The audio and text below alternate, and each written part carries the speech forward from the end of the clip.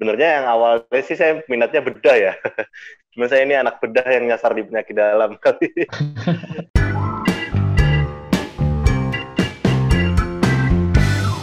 Oke. Ini makasih banget Dok udah bersedia datang di sini sebagai narasumber di Medicine Podcast. Siap.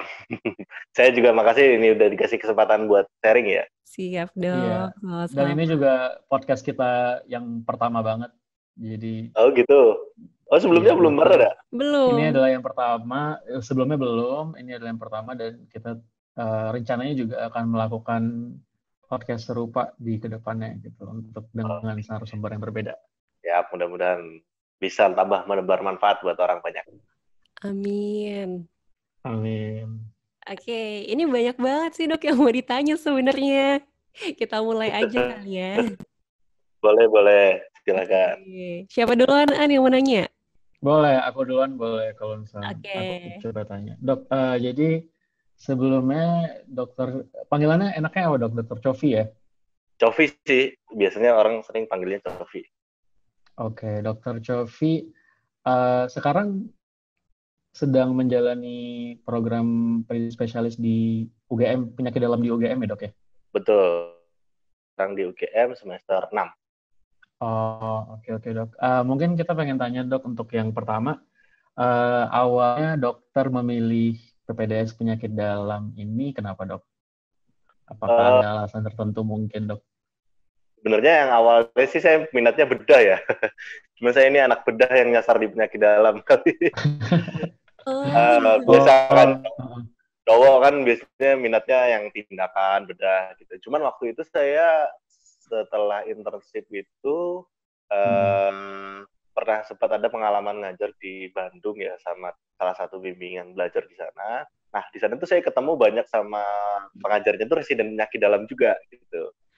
Yang anak-anak residen penyakit dalam di Unpad gitu. Nah mungkin karena kebanyakan gabung sama mereka, terus ngobrol, terus sepertinya asik juga ya dunia penyakit dalam. Terus saya mikirnya makin kesini makin mikir, nanti kalau bedah banyak situ, banyak tindakan segala macam, wah kayaknya penyakit dalam juga asik untuk ditekuni gitu. Jadi akhirnya saya Iya. penyakit dalam sejak itu. Kalau bedah rumahnya di ruang operasi dok ya? Dan pikiran lagi nih nanti kalau tiba-tiba enak-enak malam tidur dibangunin buat situ, waduh kayaknya saya pikir-pikir lagi deh udah penyakit dalam kan cuma tinggal terima konsul bisa lewat telepon mikirnya gitu. Iya benar. Iya benar-benar. Terus Dok, kenapa Dok pilih di UGM? Sebenarnya menarik ya. Sebenarnya saya pilih di UGM karena waktu itu adalah satu-satunya, sebenarnya ada dua sih waktu itu universitas yang bisa kita daftar tanpa harus saya kan jadi ceritanya habis internship langsung daftar nih. Jadi rata-rata tuh kampus punya persyaratan bahwasanya 1 tahun minimal pengalaman kerja di luar internship. Iya Nah, benar-benar. kalau di Brawijaya sama di UGM ini internship ini bisa dijadikan pengalaman kerja. Jadi 1 tahun pengalaman kerja itu internship itu. Oh. Gitu. Jadi pilihannya waktu itu ada dua, UGM apa Unbrau ya. Cuman waktu itu kelewat daftar di Unbrau, akhirnya saya pilih daftar UGM. Selain ya memang salah satu kampus favorit di Indonesia, UGM ini ya saya pikir bisa menjadi pilihan untuk belajar PPDS di sana. Gitu sih akhirnya memutuskan milih UGM waktu itu. Oh, I Iya iya. see. Iya sih, memang di beberapa universitas ada persyaratan minimal pengalaman kerja gitu dok ya, 1 sampai 2 Ya betul, tahun 1 biasanya gitu tahun. ya. Iya betul. Oh. Kalau misalnya boleh tahu dok, sebelumnya dokter S1-nya ngambil di mana Saya dok? S1 di Unila, Universitas Lampung. Oh di Unila. Ya betul. Alhamdulillah. Terus Dok, kalau misalnya boleh tanya nih terkait dengan PPDS penyakit dalam di UGM, untuk jalur masuknya sendiri itu ada apa aja ya Dok? Kalau jalur masuknya itu cuma satu ya kalau di UGM yaitu tes masuknya itu cuma satu, setahun 2 kali. Ya biasanya nih bulan Juli ini udah pada masuk. Tesnya bulan-bulan Mei, April kemarin. Cuman karena memang pandemi, ini mungkin baru pendaftaran tesnya di Juli atau Agustus ya. Gitu. Nah, jalur masuknya cuma satu, yaitu lewat pendaftaran di website biasanya ada ppds.ugm.ac.id. Nah, di situ. Tahun 2 kali selalu diumumkan di website tersebut. Jadi cuma ada satu jalur ya, jalur itu aja. Satu Oh, jalur. kalau misalnya untuk si jalur itu kan cuma satu itu aja dok ya. Hmm. Ketika kita mendaftar untuk mengambil PPDS di UGM ini, untuk ujian masuknya sendiri ada bertahapkah dok? Misalnya kayak bermacam atau cuma satu jenis ujian dok? Oh, kalau penyakit dalam ujiannya cukup banyak ya. Karena Banyak memang ya dok ya? beberapa itu ada banyak yang ya sempat tidak bisa melanjutkan studi, akhirnya mungkin ujian masuknya diperketat pas zaman saya kebetulan waktu itu sampai sekarang gitu. Yang tadinya nggak ada ujiannya ada gitu. Pertama sih standar, pertama ada ujian tulis. Ujian tulis itu nanti ada dua materi ya, materi tentang prodi kita, yaitu kalau penyakit dalam ya penyakit dalam, kalau bedah ya bedah, kalau anak ya anak gitu. Yang kedua materi ujian tulisnya adalah tentang ujian MMPI yang tertulis. Nah, kalau penyakit dalam sendiri untuk ujian tulisnya itu ada pilihan ganda, itu sekitar 80 atau 100 soal, saya lupa, sama esai 5 soal gitu. Nah, beberapa prodi yang lain ada yang pilihan ganda aja, ada yang pilihan ganda plus esai, ada yang soalnya kalau di bagian mata ya ada plus, ada soalnya soal bahasa Inggris gitu, kita juga jawab pakai bahasa Inggris juga gitu, ada pilihan ganda ataupun esainya. Nah, itu ujian pertama, ujian tertulis. Yang kedua, yang kedua adalah journal reading ya. Yang kedua itu journal reading. Journal reading mungkin semua bagian sama ya, standar. Kita kasih jurnal. Kalau penyakit dalam sih H-1, besok misalnya ujian journal readingnya, jurnalnya dikasih hari ini. Ada juga yang kalau di anak itu dia on spot. Jadi datang dikasih jurnal, terus dia suruh presentasi jurnalnya. Dikasih waktu sekitar 10 menit gitu. Kalau di penyakit dalam kita lebih kasih prepare sih, 1 hari kita nyiapin slide presentasinya nanti sekitar 10-15 menit, kemudian tanya jawab sampai kira-kira 30 menit. Masing-masing diuji oleh sekitar 4 atau 5 konsulen di sana. Nah, pertanyaannya itu masih bisa berupa seputar metode penelitiannya gitu, kemudian tentang materi yang nyangkut sama jurnal-jurnal tersebut. Waktu itu saya kan dapatnya kayaknya jurnal tentang sepsis kalau nggak salahnya. Itu ditanya selain metode penelitiannya, ditanya juga tentang materi tentang sepsis itu sendiri gitu. Itu juga ada pertanyaan. Hasil, iya. Terus kemudian yang tadi yang kedua, yang ketiga wawancara ya. Wawancara itu standar, semua bagian pasti ada wawancara.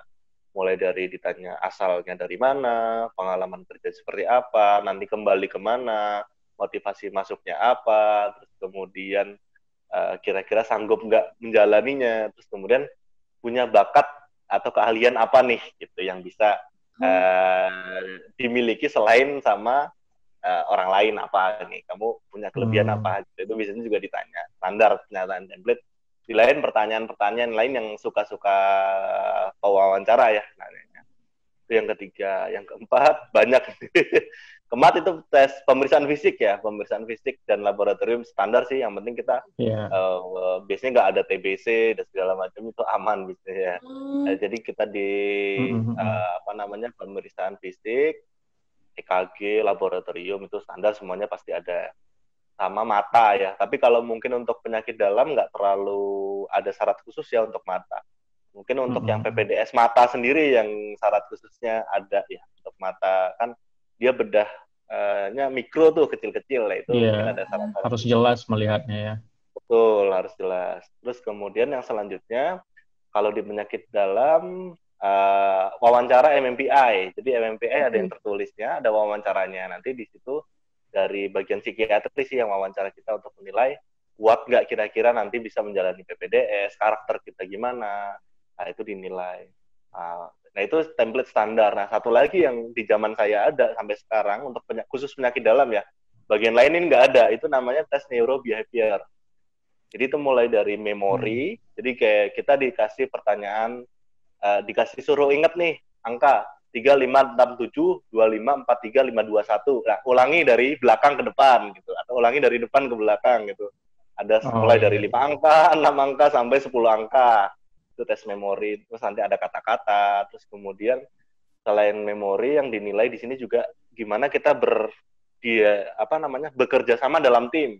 Itu juga dinilai gitu. Jadi nanti ada satu topik pembahasan, nanti akan nilai kelihatan karakter kita, ada yang karakternya pemimpin, ada yang nggak bisa diatur dan segala macam itu dinilai gitu, sampai ketahanan dan diskusi lain-lain. Nah itu yang tes tambahan kalau untuk di penyakit dalam. Jadi banyak ya, sampai semingguan lebih lah.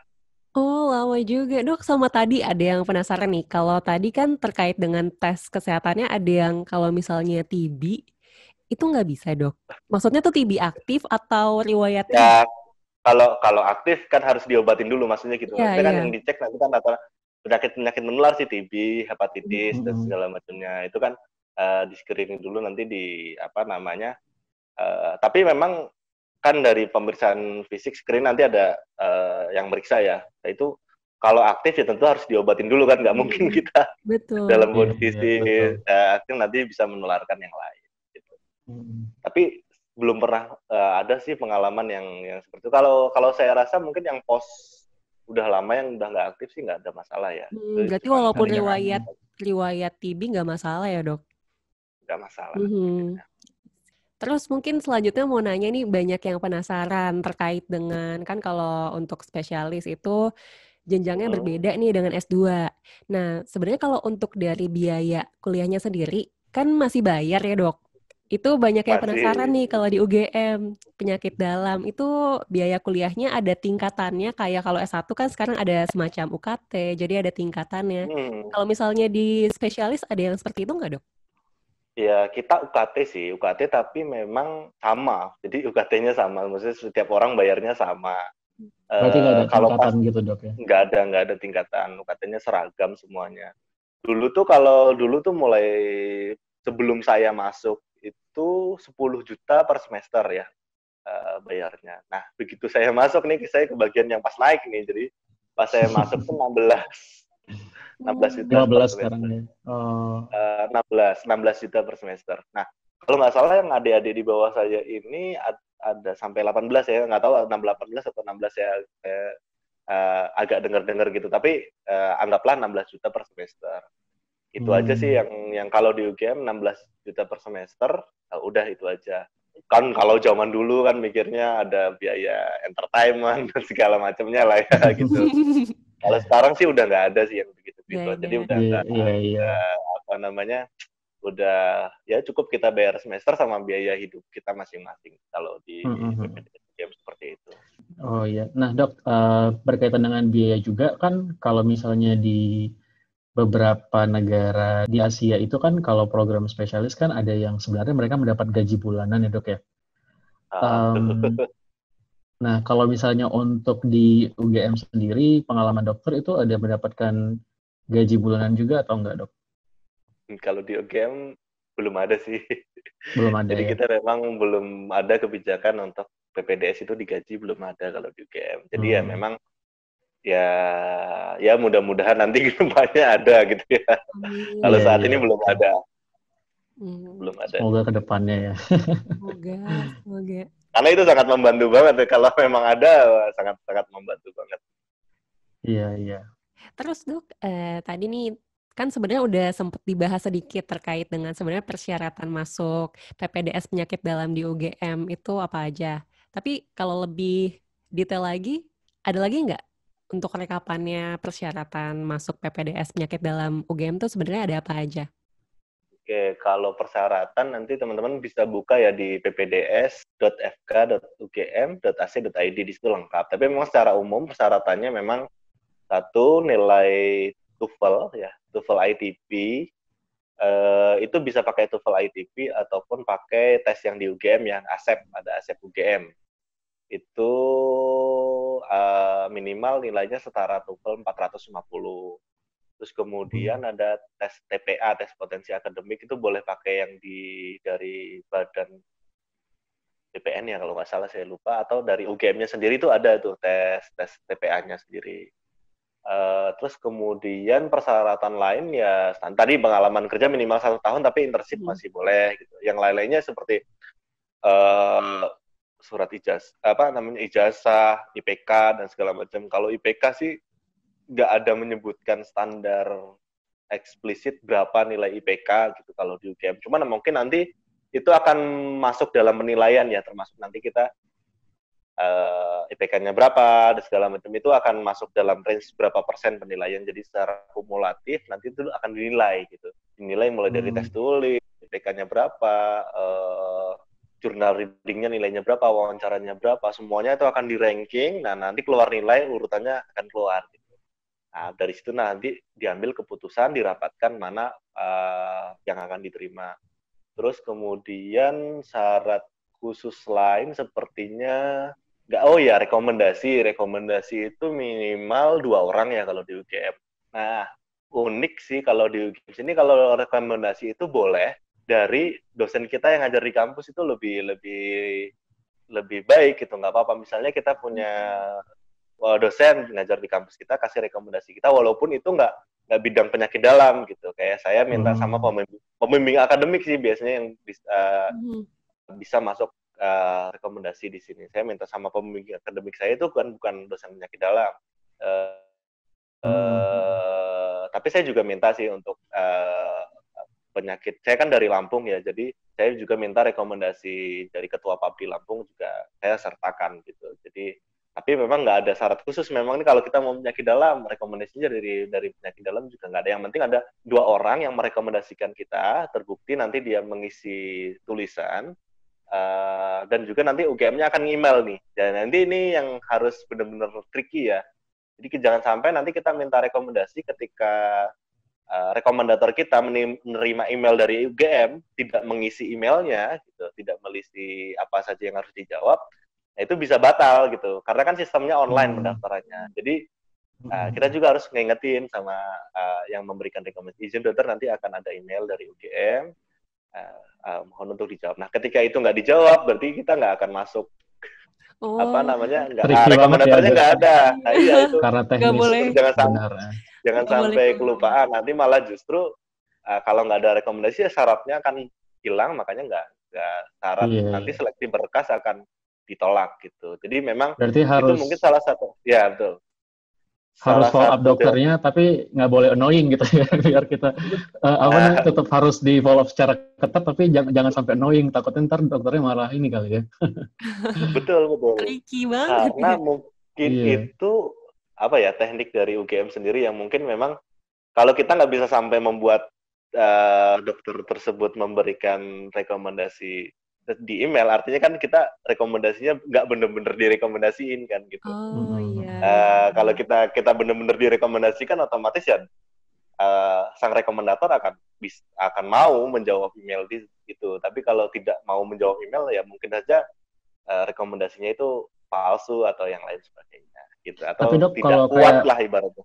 Iya, kalau kayak dokter dulu minta surat rekomendasi, ada nggak Dok? Misalnya kayak disuruh magang dulu tuh di Unilanya, kan biasa ada tuh kayak gitu ya. Kayak kita minta surat rekomendasi, terus kita disuruh kayak magang misalnya 3 bulan tuh di bagian apa gitu. Padahal cuma kayak ngobservasi doang gitu. Tapi kalau itu dulu dokter ada juga kalau gitu. Ya sebenarnya banyak sih teman-teman saya juga yang ada magang dulu, jadi asisten dulu. Tapi kebetulan saya waktu itu karena memang saya minta sama dosen saya sendiri kan. Jadi emang sudah kenal waktu dari mahasiswa, waktu koas. Jadi waktu diminta rekomendasi, alhamdulillah langsung dikasih aja gitu. Memang kalau dari teman-teman yang lain ada yang magang dulu 3 bulan, ada yang 6 bulan, atau bahkan ada yang setahun sih sebelum mendaftar tes PPDS ini.